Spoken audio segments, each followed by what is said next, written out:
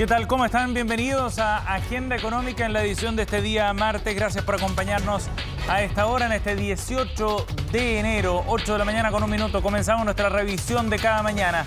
30 minutos de informaciones en materia económica que partimos de inmediato con nuestro resumen y un adelanto de los temas que estaremos profundizando en esta edición. Comenzando nuevamente por la PGU. Hacemos todos los días una actualización de cómo van las negociaciones entre el gobierno y la oposición en este proyecto, que recordemos va por dos carriles paralelos. La Comisión de Trabajo ayer discutió sobre este tema, aprobó de manera unánime la idea de legislar esta iniciativa y se espera que avance rápidamente. El otro carril tiene que ver con el financiamiento para esta iniciativa. Recordemos que de manera bien inédita van en carriles separados y en ese punto parecieran haber más claridades ya respecto a cómo poder financiar esta PGU, esta pensión garantizada universal. Se propone un tributo a las propiedades de más alto valor por sobre los 900 millones de pesos, también nuevos gravámenes para los fondos de inversión, entre otros aspectos, mientras cambian la forma de analizar algunas propuestas que habían estado sobre la mesa inicialmente. Vamos a ver en una nota qué fue lo que ocurrió en las negociaciones el día de ayer respecto a este tema. Por otro lado, vamos a estar revisando también detalles de un balance que mide las tasas de interés de los créditos hipotecarios en nuestro país y que muestra nuevamente cómo siguen subiendo y están llegando ya a sus valores más altos desde el año 2014. Según este balance, los créditos hipotecarios promediaron en el total del sistema 4,1% y esto en línea con las alzas de tasa que hemos visto en los últimos meses por parte del Banco Central en sus últimas reuniones de políticas monetarias. Lo que se adelanta además es que esto podría seguir subiendo en la medida en que el banco sigue revisando su tasa de política monetaria. Recordemos que a fin de mes hay nueva reunión para el Consejo del Banco Central. Vamos a estar revisando más detalles en unos minutos. Por otra parte, les contamos sobre un informe que publicó la organización internacional Oxfam con motivo del inicio de la cumbre de Davos el día de ayer, de este tradicional encuentro de algunos de los líderes mundiales. Este reporte lo que plantea es que la riqueza combinada de los 10 multimillonarios se duplicó en pandemia. Las 10 personas con las fortunas más grandes del mundo, Jeff Bezos, Elon Musk, Mark Zuckerberg, entre otros, lograron duplicar su fortuna después de este año 2020 en el que se vio constreñida la economía a nivel global. Mientras tanto, esto significó la pandemia, que más de 97 millones de personas cayeran en la pobreza, en un contexto, por supuesto, de recesión económica. Los datos reflejan finalmente cómo la pandemia de la desigualdad, dice la organización, está golpeando y muy duro a al mundo completo y a nuestra región en particular, acá en Latinoamérica, donde se ha visto con mayor fuerza, dice la organización, los efectos de la desigualdad desde el punto de vista, en este caso, del acceso a salud. Les contamos ya más detalles de este estremecedor informe publicado por la organización el día de ayer. Y por otra parte, en materia legislativa también en el Congreso sigue avanzando el proyecto que busca regular a los trabajadores de las aplicaciones móviles, trabajadores que hasta ahora eran considerados como socios o colaboradores de estas empresas, que ahora pasarán a tener legalmente la designación de trabajadores. Podrán optar como trabajador dependiente o bien como trabajador independiente. Cualquiera sea el camino, de todas maneras, esto significa un piso de acceso a cierta protección social, en lo que plantea este proyecto que fue aprobado ayer en la Cámara de Diputados, que pasa al Senado, que debe revisar los detalles de los cambios que se introdujeron en la Cámara Baja. Ya les contaremos más también sobre este importante avance legislativo. Por último, revisamos cómo van comenzando la jornada. Los mercados a esta hora de la mañana, 8,5. ¿Qué es lo que está ocurriendo en Europa? Es lo que vemos a continuación en la siguiente gráfica, con números que están en terreno negativo después de un lunes de crecimiento. El Eurostoxx, índice que reúne a los distintos indicadores bursátiles europeos, cae 1,09% a esta hora de la mañana. Londres cayendo 0,75% y el DAX alemán cae 1,17% en el inicio de la sesión bursátil allá en Europa. Más temprano el Nikkei ya cerró 0,27%, fue la caída para el indicador japonés. ¿Qué pasó acá en Chile el día de ayer? Bueno, este lunes, comenzando la semana, empieza la Bolsa de Comercio con una caída de 0,17%. en la bolsa de Santiago, cayendo nuevamente debajo de los 4.500 puntos. El dólar, por su parte, cerró con un alza de 0,44% y llegó a 826 pesos. Bien, partamos revisando entonces los detalles de las negociaciones que están en curso entre el gobierno y la oposición para financiar la PGU contra el tiempo. Lo sabemos porque quieren despachar este proyecto antes del cierre del mes. Bueno, las iniciativas van tomando forma. En la oposición siguen considerando que es insuficiente el proceso de financiamiento que está planteado en esta iniciativa. En el Ejecutivo dicen que están acercándose a un acuerdo porque no buscarían hacer una reforma tributaria, sino más bien generar mecanismos bien específicos para esta iniciativa. De todas maneras, ya hay instrumentos sobre la mesa para poder cerrar esta negociación y de esa forma despachar pronto el proyecto. En la siguiente nota de Ignacia Jiménez vemos los detalles. Negociaciones hasta último minuto, así será la discusión de la pensión garantizada universal que sigue su camino a paso lento en el Senado, aprobada en general en la Comisión de Trabajo, pero en particular. Vamos a suspender ahora por un ratito y ministro, lo voy a llamar para que coordinemos porque la idea es que podamos avanzar antes de las 6. Quizás si tienen que elaborar indicaciones, podemos dejar un equipo. Conversación que se hizo necesaria por más de 2 horas y obligó a suspender la sesión hasta este martes para votar el proyecto en paralelo a la discusión del financiamiento que comenzará en la Comisión de Hacienda. Diálogo con el gobierno que se concretó para afinar ciertos detalles que generan dudas en la creación de la pensión garantizada universal. Tiene que ver con algunos aspectos de cobertura, cómo se conversa entre las pensiones de invalidez y este proyecto, la automaticidad de los beneficios, en fin, temas en los que queríamos ser bastante precisos. Vamos a sesionar en Valparaíso para iniciar la votación en particular a la espera de que estos textos lleguen como indicaciones en los temas que le hemos planteado al ministro y a la ministra de Desarrollo Social.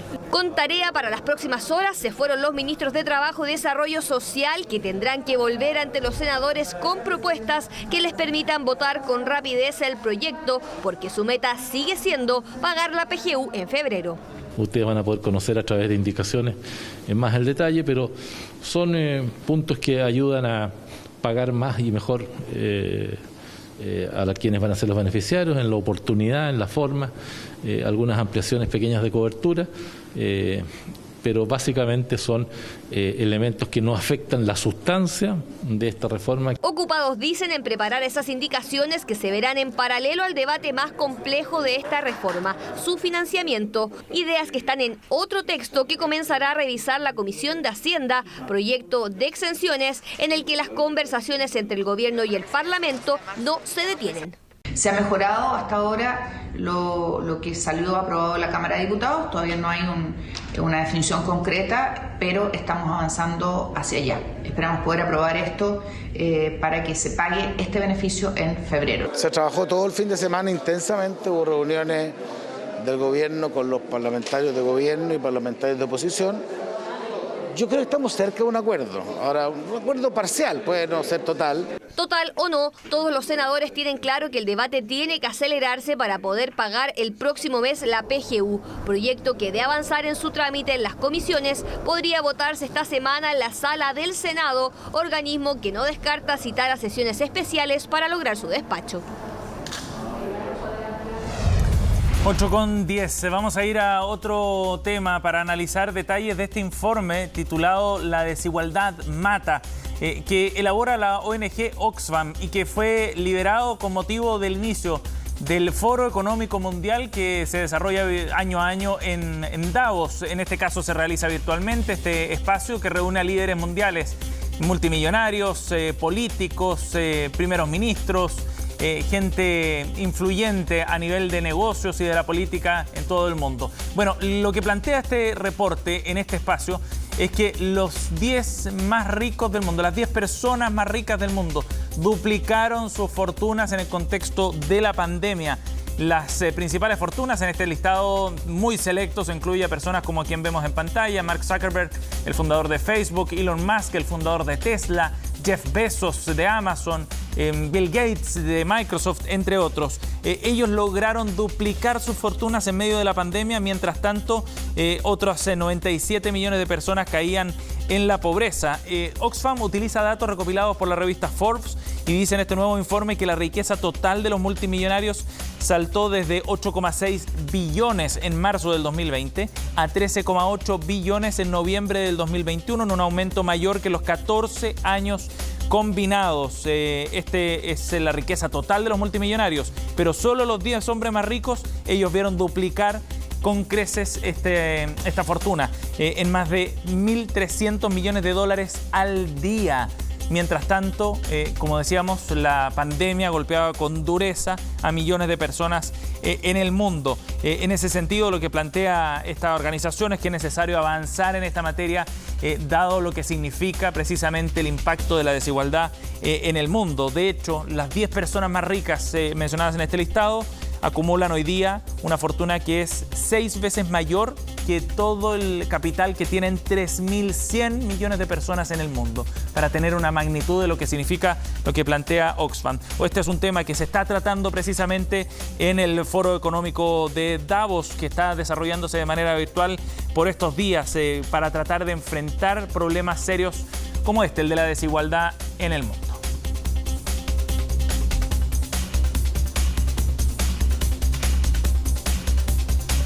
Bueno, y este fue precisamente uno de los temas que ha desarrollado en su larga trayectoria la Premio Nobel de Economía del año 2019, Esther Duflo. ¿Y por qué hablamos de ella? Porque ha sido parte del Congreso Futuro 2022, que comenzó el día de ayer. De hecho, fue una de las primeras expositoras y uno de los nombres que concitaba atención. Fue uno de los temas que abordó precisamente en su exposición Duflo, asegurando que el contexto que ha generado la pandemia obliga a mayor solidaridad entre los países para enfrentar los problemas que vienen por delante. Y en ese sentido, también planteaba argumentos que defienden la teoría de transferencias directas hacia los trabajadores. Este fue uno de los pasajes de la exposición de Esther Duflo en el Congreso Futuro 2022. Muchos de nuestros sistemas de protección social en todo el mundo se basan en la idea de que la única razón por la que trabajamos es porque necesitamos el dinero para sobrevivir, y si las personas tuvieran acceso a servicios sociales sólidos y protección social, es posible que no trabajen tanto. Resulta sorprendente quizás que una considerable literatura muestra que ninguna de esas premisas es verdadera. La garantía de recursos básicos de supervivencia no torna perezosos a la gente. En la vida de las personas no solo importa el dinero. No es principalmente el dinero lo que importa, y algo que se percibe en todo el mundo es la importancia clave de la dignidad.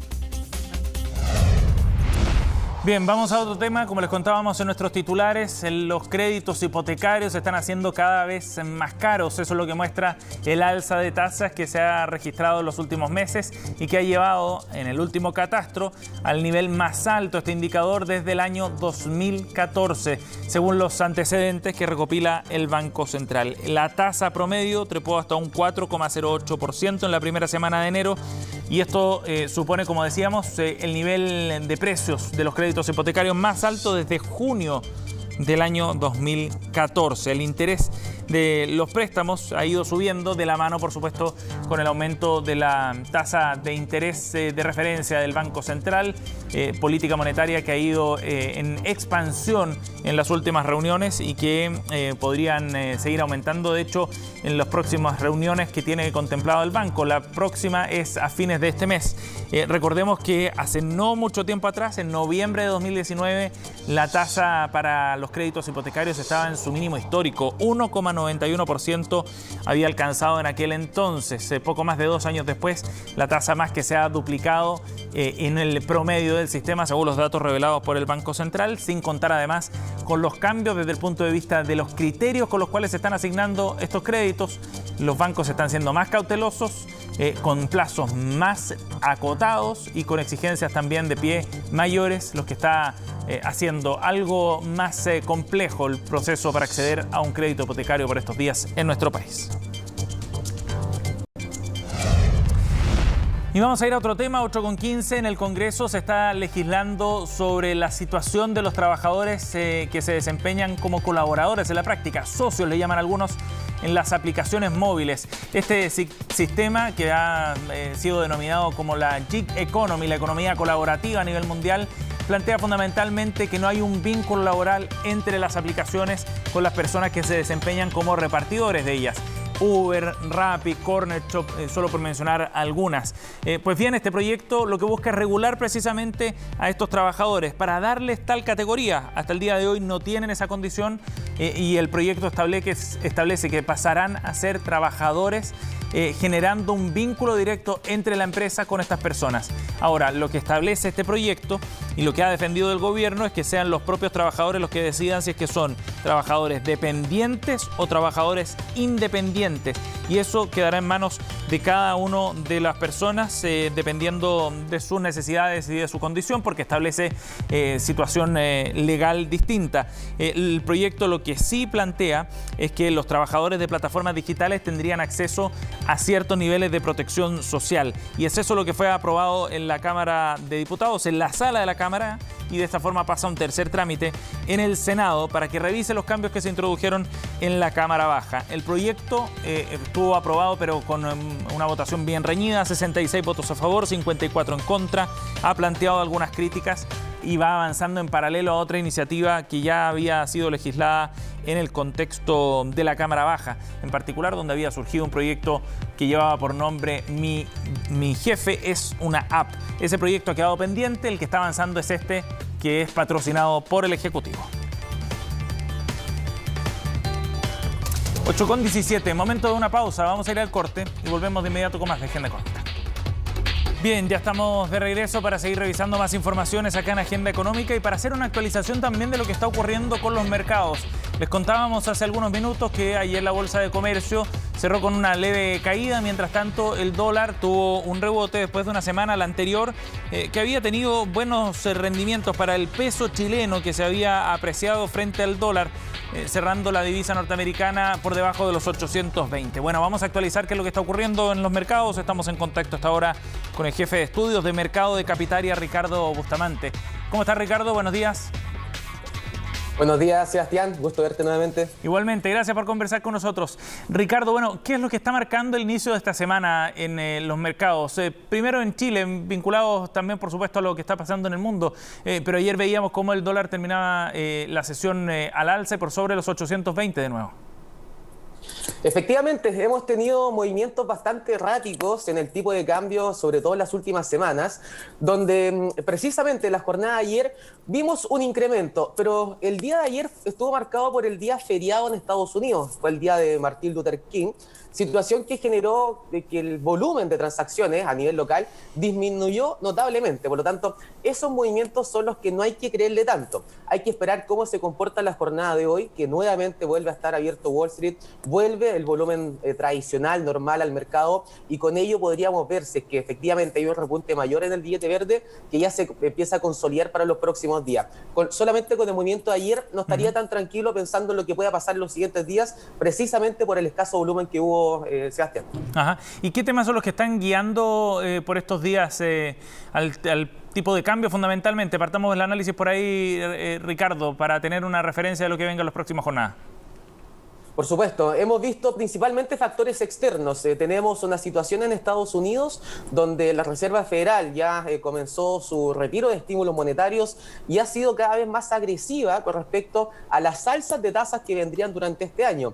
Esto implica que el dólar a nivel global debiera verse más apreciado. En las últimas jornadas, sobre todo la semana pasada, vimos caídas en el billete verde en el mundo, que también repercutió en caída en el dólar a nivel local, debido a que conocimos algunos datos que decepcionaron precisamente en Estados Unidos. Principalmente el comercio minorista resultó bastante por debajo de las expectativas, situación que es algo importante, porque en Estados Unidos, para que nos hagamos una idea, cerca del 70% del Producto Interno Bruto viene por el consumo privado. Así que datos negativos de ventas minoristas han apoyado que el dólar ha tenido un debilitamiento, sobre todo durante la semana pasada. Ya pensando también en otros factores claves, hay que ver la evolución que ha tenido el precio del cobre. El cobre ha estado también mostrando volatilidad, ha estado mostrando algunos movimientos erráticos, sí. Pero hemos tenido, especialmente durante la semana pasada, tuvimos alzas muy importantes y después vimos caídas terminando la semana pasada y comenzando esta semana. Por lo tanto, si mantenemos una presión bajista en el precio del cobre, perfectamente debiéramos ver algún impulso adicional del dólar a nivel local, considerando que es nuestro principal producto de exportación. Sí, claro. Y los datos, por ejemplo, de China conocidos ayer, ¿han significado algún impacto desde el punto de vista de los commodities, por ejemplo? Efectivamente, tuvo un impacto muy leve. Tuvimos datos mixtos. Si bien el dato de crecimiento económico durante el último trimestre fue mejor a las expectativas, se decepcionó bastante por la parte del comercio minorista y también por el empleo. Situación que generó que los inversionistas no lo tomaran como datos tan positivos. Ese escenario ha sido uno de los fundamentos claves para empezar a ver un cobre que ha estado bajo presión al comenzar esta semana, situación que también ha apoyado a un impulso del dólar. Para explicar bien breve, Sebastián, cuando cae el precio del cobre, como nosotros somos un país completamente exportador de cobre, la mayoría de las exportaciones a nivel local, más del 50% es cobre o derivados de cobre. Si es que baja el precio del cobre, implica que las expectativas apuntan a que van a ingresar menos dólares a Chile. Y si ingresan menos dólares a Chile, se genera un exceso de demanda de dólares por la escasez, comilla, momentánea, y eso implica que el dólar suba. Por eso que es tan importante lo que pase con el cobre, precisamente para el tipo de cambio local. Sí, claro. Ricardo, ahora a nivel de mercados, saliendo un poco del tipo de cambio y hablando ya de lo que está ocurriendo en la bolsa, las últimas semanas vimos un repunte bien importante en la bolsa local. El IPSA subió, se acercaba ya a los niveles por sobre los 4.500 puntos. Sin embargo, a pesar de la caída de ayer, mantiene esta cercanía, esa frontera, digamos, ¿no? Y recuperando también parte de lo que había perdido después del proceso de la segunda vuelta. ¿Qué es lo que está ocurriendo en la bolsa local? ¿Cómo se está comportando en el inicio del año? Es muy buena pregunta, Sebastián. Acá hay dos puntos claves. Primero, que después de las elecciones, obviamente que hay una sobrereacción, justo después de las elecciones presidenciales, la segunda vuelta, y el mercado se empieza a moderar. Se empieza a moderar precisamente porque también Gabriel Boric ha dado comentarios que no han sido tan extremos, que ha generado un poco de tranquilidad para los mercados, sobre todo después de su elección. Y esa situación genera un poco de tranquilidad para los mercados. Se ha visto con la apreciación del peso chileno y se ha visto también con el impulso de la bolsa. Pero además de eso, tenemos factores externos que han sido muy importantes. Las alzas que ha tenido el precio del cobre también son favorables sobre todo durante la semana pasada, hablando de la semana pasada. Sí. También es favorable para la bolsa local. Tiene una correlación bastante elevada lo que es el movimiento del cobre con la bolsa chilena. Y además de eso, los activos considerados más riesgosos de economías emergentes han mostrado un mayor incentivo para que están buscando los inversionistas. Hoy en día los inversionistas están yendo a buscar activos de economías emergentes que han estado más castigados en el último tiempo, pensando en las proyecciones favorables que podrían venirse con un nuevo ciclo económico que sea positivo pensando en los próximos años. Ajá, ¿y eso significa que se ha ido despejando algo de la incertidumbre, Ricardo, o todavía no? Se ha ido despejando la incertidumbre, pero yo creo que más que despejando, el mercado está en stand-by a la espera de lo que iba a ser el gabinete, que diéramos conocerlo durante esta semana, el día 20. Así que el mercado está esperando básicamente cómo va a estar conformado el gabinete de Gabriel Boric, y especial atención con lo que sea el Ministerio del Interior y sobre todo el Ministerio de Hacienda, que allí puede generar algunos cambios, ya sea favorables o negativos, pensando en las proyecciones económicas que tenga nuestro país. Sí. Ricardo, temas para seguir durante esta semana a nivel local o internacional que puedan mover los mercados por último. Esta semana vamos a estar 100% enfocados en lo que sea el gabinete de Gabriel Boric, porque vamos a tener escasas noticias a nivel mundial. Tenemos un periodo de silencio por parte de la Reserva Federal porque tienen su reunión de política monetaria durante la semana siguiente. Por lo tanto, no vamos a tener tantos comentarios sabrosos por parte de Estados Unidos, que han sido los principales motivos de la volatilidad del billete verde a nivel mundial y de las bolsas también a nivel mundial. Por lo tanto, esta semana debería ser más tranquila en noticias internacionales, pero mucha atención con el anuncio del gabinete, porque podría ser extremadamente clave para empezar a cambiar el panorama. Y eso es lo que estamos viendo en Capitalia, que va a ser un punto de inflexión probablemente pensando en lo que pase en el corto plazo con nuestro tipo de cambio.